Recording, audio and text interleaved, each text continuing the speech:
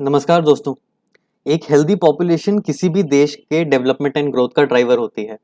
Covid 19 pandemic के दौरान government ने यह रियलाइज किया कि हमें हमारे हेल्थ इंफ्रास्ट्रक्चर में इम्प्रूवमेंट्स करने की ज़रूरत है। इसीलिए इस साल के बजट में प्रधानमंत्री भारत स्वास्थ्य योजना का प्रोविजन किया गया, जिसको प्रधानमंत्री जी ने लॉन्च किया है as Ayushman Bharat health infrastructure mission. इस वीडियो में हम इस मिशन के बारे में डिटेल में पढ़ेंगे। तो सबसे पहले देखते हैं कि हुआ क्या है। प्रधानमंत्री जी ने लॉन्च करी है प्रधानमंत्री Ayushman Bharat health infrastructure mission, जिसको बजट में प्रधानमंत्री आत्मनिर्भर स्वास्थ्य भारत योजना भी कहा गया था। ये लार्जेस्ट पैन इंडिया स्कीम है हेल्थ केयर के इंफ्रास्ट्रक्चर को स्ट्रेंथन करने के लिए। इसको प्रधानमंत्री जी ने अपनी पार्लियामेंट्री कॉन्स्टिट्यूएंसी वाराणसी में लॉन्च किया ऑन 25 अक्टूबर। अब हम देखते हैं डिटेल में कि प्रधानमंत्री हेल्थ इंफ्रास्ट्रक्चर मिशन है क्या। ये जो मिशन है ये long term public health infrastructure को क्रिएट और इम्प्रूव करने के लिए बनाया गया है। गवर्नमेंट इसमें 64,180 करोड़ रुपीस को स्पेंड करेगी over the financial year 2021-22 to 25-26। इस मिशन का जो मेन एम है that is to increase accessibility, माने जो रूरल एरियाज हैं जहाँ पे हेल्थ केयर का एक्सेस नहीं है, या वैसे एरिया जहाँ पे लोगों की मीन्स नहीं है, फाइनेंशियल मीन्स नहीं है हेल्थ केयर एक्सेस करने की, उन एरियाज में एक्सेसिबिलिटी इंक्रीज हो। इसके तहत इस मिशन में सपोर्ट प्रोवाइड करा जाएगा 17,788 rural health and wellness centres को, जो 10 हाई फोकस स्टेट्स में होंगे, एंड इस नए 11,024 urban health and wellness centres को एस्टैब्लिश करा जाएगा अक्रॉस द कंट्री। इसके अलावा जो मिशन है उसका मेन ऑब्जेक्टिव है हेल्थ केयर इंफ्रास्ट्रक्चर के क्रिटिकल गैप्स को फिल करना। अब ये क्रिटिकल गैप्स क्या हैं? जो क्रिटिकल एंड प्राइमरी केयर है शहरी और ग्रामीण इलाकों में, उसमें बहुत इंप्रूवमेंट की आवश्यकता है, बहुत इंप्रूवमेंट का जरूरत है। तो इस मिशन का जो मेन ऑब्जेक्टिव है वो इस क्रिटिकल गैप्स को प्राइमरी केयर में एंड क्रिटिकल केयर में, माने आईसीयू से रिलेटेड केयर में, इस गैप को फिल करना है। अगला जो है ये मिशन एक्सेस प्रोवाइड करेगा हर डिस्ट्रिक्ट में क्रिटिकल केयर सर्विसेज की। जिन भी डिस्ट्रिक्ट में 5 लाख से ज्यादा पॉपुलेशन है लोगों की, उस वहां पे exclusive critical care hospital blocks बनाए जाएंगे। इसके अलावा एक integrated public health lab setup करी जाएगी डिस्ट्रिक्ट में, जो प्रोवाइड करेगी लोगों को access to a range of diagnostic services through a network of laboratories. District level पे जो ये टेस्ट होंगे वो ऐसे 134 टेस्ट होंगे जो लोगों को फ्री में प्रोवाइड करे जाएंगे। तो ये मिशन सबसे पहले एक्सेसिबिलिटी प्रोवाइड करेगा, दूसरा क्रिटिकल गैप्स जो है हेल्थ इंफ्रास्ट्रक्चर में उसको फिल करेगा, नेक्स्ट क्रिटिकल केयर प्रोवाइड करेगा हर डिस्ट्रिक्ट में ताकि लोगों को बड़े बड़े शहरों में ना जाना पड़े, सिटीज में ना जाना पड़े, and integrated public health labs setup करेगा जो सारे इंटरकनेक्टेड होंगे आईटी एनेबल्ड इंफ्रास्ट्रक्चर से, जिससे जो लोग हैं वो बहुत सारे डायग्नोस्टिक टेस्ट करवा सकते हैं free of cost.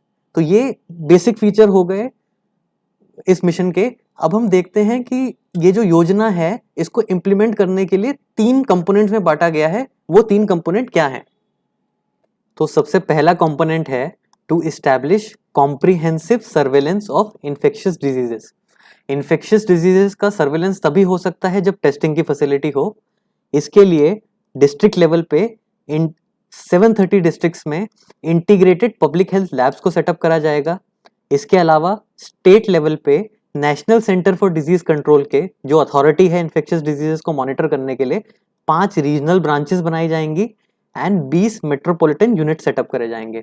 Metropolitan units वो होंगे जहां पे पॉपुलेशन डेंसिटी ज्यादा होगी, ऐसे 20 यूनिट्स को सेटअप करा जाएगा, एंड रीजनल 5 रीजनल ब्रांचेस बनाई जाएंगी। एंड नेशनल लेवल पे एक integrated health information platform establish करा जाएगा जो बेसिकली आईटी एनेबल्ड होगा, एंड उससे सारी जो डिस्ट्रिक्ट लेवल पे इंटीग्रेटेड पब्लिक हेल्थ लैब्स हैं and 5 regional and 20 metropolitan units हैं, ये सब इंटीग्रेटेड होंगे इस हेल्थ इंफॉर्मेशन प्लेटफॉर्म पे। इसके अलावा comprehensive surveillance of infectious diseases में 3,382 ब्लॉक पब्लिक हेल्थ यूनिट्स को डिस्ट्रिक्ट लेवल पे एस्टैब्लिश करा जाएगा। 15 biosafety level 3 labs of ICMR NCDC को सेटअप करा जाएगा। ये वही लैब्स होती हैं जिसमें आप जो वायरस है उस पर को ऑपरेट कर सकते हैं।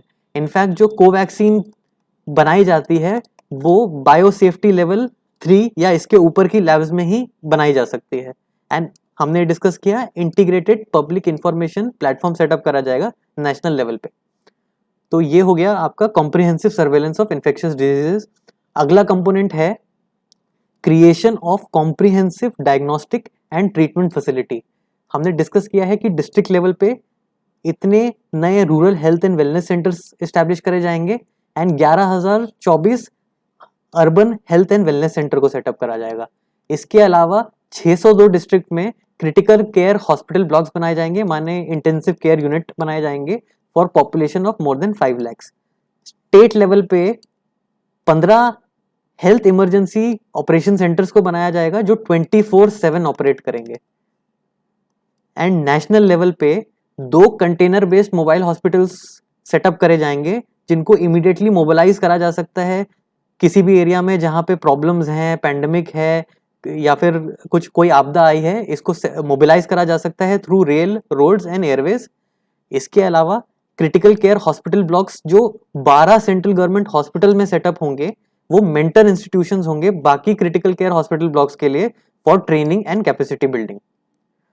तो जो comprehensive and diagnostic treatment facility है उसमें 602 डिस्ट्रिक्ट में critical care hospital blocks establish होंगे, 15 हेल्थ इमरजेंसी ऑपरेशन सेंटर्स बनाए जाएंगे 24/7 एंड एशिया में पहली बार 2 कंटेनर बेस्ड मोबाइल हॉस्पिटल्स बनाए जाएंगे जिसको पैंडेमिक के टाइम पे या कोई क्रिटिकल नीड के टाइम पे आप रेल, रोड या एयरवेज से मोबिलाइज कर सकते हो।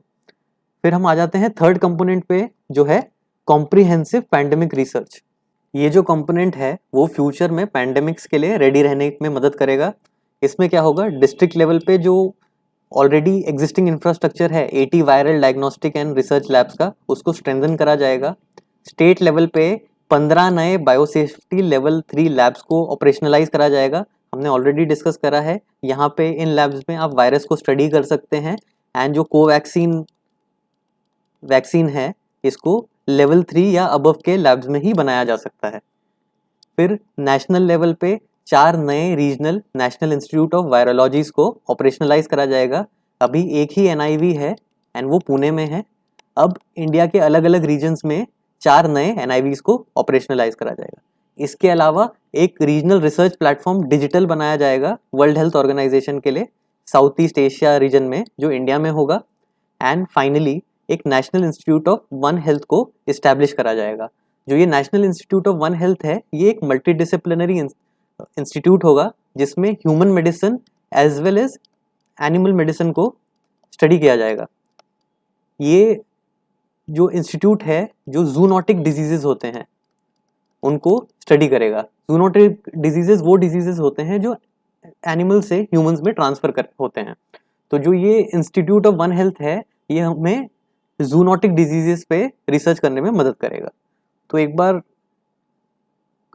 रिवाइज कर लेते हैं, कॉम्प्रिहेंसिव पैंडेमिक रिसर्च में क्या होगा, जो एग्जिस्टिंग इंफ्रास्ट्रक्चर है उसे स्ट्रेंथन करा जाएगा, 15 नए बायोसेफ्टी लेवल 3 लैब्स को सेटअप करा जाएगा एंड एक national institute of one health setup करा जाएगा। अब हम देखते हैं कि ये जो स्कीम है ये महत्वपूर्ण क्यों है, ये सिग्निफिकेंट क्यों है। ये स्कीम इंश्योर करती है कि जो इंडिया की नीड है यूनिवर्सल हेल्थ केयर सिस्टम की वो फुलफिल हो। यूनिवर्सल हेल्थ केयर सिस्टम वो हेल्थ केयर सिस्टम होता है जो हर कोई एक्सेस कर सके। लोक नीति CSDS के स्टडी के अनुसार, जो है study of democracy in south Asia, ये 2019 में कंडक्ट हुई थी, ये हाईलाइट करती है कि अभी भी access to public health care system remains elusive, माने नहीं मिलता है उन लोगों को जो मार्जिन पे रहते हैं, जो गरीब हैं या जो इनएक्सेसिबल एरियाज में रहते हैं। ये जो स्टडी कंडक्ट करी गई थी उसने पाया कि 70% जो लोकेशंस थी जो इन्होंने सर्वे करी हैं उनमें जो 70% लोकेशंस हैं उनमें ही पब्लिक हेल्थ केयर सर्विसेज मिलती हैं, 30% में पब्लिक हेल्थ केयर सर्विसेज नहीं मिलती हैं। एंड जिनमें मिलती भी हैं वो जो ग्रामीण इलाके हैं उसमें 65% ऐसी जगह हैं जहाँ पे पब्लिक हेल्थ केयर सर्विसेज मिलती हैं एंड शहरी इलाकों में ऐसे 87% इलाके हैं। इसके अलावा ये स्टडी ने ये पाया कि 45% ऑफ जो लोकेशंस हैं जो सर्वे करी गई उसमें जो हेल्थ केयर सर्विसेज हैं आप चल के एक्सेस कर सकते हो, माने वो हेल्थ केयर सर्विसेज इतनी पास हैं कि व्यक्ति चल के वहाँ पे जा सकता है। एंड 43% ऐसी लोकेशंस हैं जहाँ पे आपको ट्रांसपोर्ट यूज करना पड़ता है हेल्थ केयर सर्विसेज को यूज करने के लिए। माने लोग जिस एरिया में रह रहे हैं ये हेल्थ केयर सर्विसेज उनसे इतनी दूर हैं कि उनको एक ट्रांसपोर्ट की ज़रूरत पड़ती है उनको एक्सेस करने के लिए। और इस स्टडी में ये भी पाया गया कि जो proximity to health care services है, माने जो हेल्थ केयर सर्विसेज पास शहरी इलाकों में ज़्यादा हैं एज अपोज टू ग्रामीण इलाके। 64% ऐसे अर्बन एरियाज थे जिसमें हेल्थ केयर सर्विसेज आप बाय वॉकिंग एक्सेस कर सकते थे। माने जो प्रॉक्सिमिटी थी वो शहरी इलाकों में हेल्थ केयर सर्विसेज की ज़्यादा थी, एंड जो ग्रामीण इलाके थे उसमें 37% ऐसे एरिया थे जिसमें चल के हेल्थ केयर सर्विस को एक्सेस करा जा सकता है। इसमें हम स्टडी में हम देख रहे हैं कि जो हेल्थ केयर सर्विसेज हैं अभी भी एक सिग्निफिकेंट देश का तबका है जिसको हेल्थ केयर सर्विसेज इनएक्सेसिबल हैं। इस वजह से जो ये हेल्थ इंफ्रास्ट्रक्चर स्कीम है ये गेम चेंजर बन जाएगी, क्योंकि ये इंश्योर करेगी कि देश के मैक्सिमम लोगों को हेल्थ केयर सर्विसेज मिलें एंड प्रॉक्सिमिटी में मिलें, माने वॉकिंग डिस्टेंस में मिलें। देखिए जो प्राइवेट सेक्टर है वो सारी जगह पे नहीं हेल्थ केयर प्रोवाइड कर सकता। प्राइवेट सेक्टर को जहाँ पे प्रॉफिट मिलेगा वो वहीं पे हेल्थ केयर को प्रोवाइड कर पाएगा। तो जो गरीब लोग हैं या जो ऐसे एरियाज में हैं जहाँ पे हेल्थ केयर सेटअप करना प्रॉफिटेबल नहीं है, वहाँ पे जो ये गवर्नमेंट इनिशिएटिव ले रही है उससे लोगों को बहुत फायदा होगा। इसीलिए जो ये स्कीम है ये बहुत सिग्निफिकेंट है, क्योंकि ये यूनिवर्सल हेल्थ केयर सिस्टम को इंश्योर करती है। अब हम देखते हैं कि जो ये स्कीम है, जो ये योजना है, इससे बेनिफिट्स क्या मिले हैं, इससे लाभ क्या मिलेंगे। ये जो स्कीम है ये इंश्योर करेगी कि जो इंडिया का हेल्थ केयर सेक्टर है वो सेल्फ रिलायंट बनेगा in detection, prevention and containment of disease outbreak. इसके अलावा ये scheme affordable, quality and accessible health care provide करेगी सब लोगों को। थर्ड, ये स्कीम इंश्योर करेगी कि पैंडेमिक जैसी सिचुएशन में जो बाकी की मेडिकल सर्विसेज हैं वो डिसरप्ट ना हो। पैंडेमिक जैसी सिचुएशन अगर फिर से आती है तो जो critical care hospital blocks develop करेंगे गए हैं वो उस चीज को हैंडल करेंगे एंड बाकी की जो मेडिकल सर्विसेज हैं वो चलती रहेंगी। नेक्स्ट, ये योजना इंश्योर करेगी कि यूनिवर्सल एक्सेस रहे सबको डायग्नोस्टिक एंड ट्रीटमेंट सर्विसेज का, चाहे वो ग्रामीण इलाके का व्यक्ति हो या अर्बन एरिया का व्यक्ति हो। एंड ये जो यूनिवर्सल एक्सेस है ये वॉकिंग डिस्टेंस पे रहे, ये स्कीम इंश्योर करना चाहती है। इसके अलावा एक बार इस स्कीम के तीनों कंपोनेंट इंप्लीमेंट हो गए तो जो इंडिया है वो मोस्ट एडवांस्ड कंट्रीज में आ जाएगा in terms of management of public health outbreaks या in terms of management of pandemic response. तो ये थे इस स्कीम के बेनिफिट्स, एंड हमने जो ये स्कीम है अब इसको कॉम्प्रिहेंसिवली डिस्कस कर लिया है। आई होप ये लेक्चर आपके लिए यूजफुल था। अगर ये लेक्चर आपके लिए यूजफुल था आप इस वीडियो को लाइक कर सकते हैं, अपने फ्रेंड्स के साथ शेयर कर सकते हैं, इस चैनल को सब्सक्राइब कर सकते हैं, एंड अगर आपके कोई डाउट्स हैं आप हमें कमेंट सेक्शन में भी बता सकते हैं। So thank you for watching and I will see you in the next video.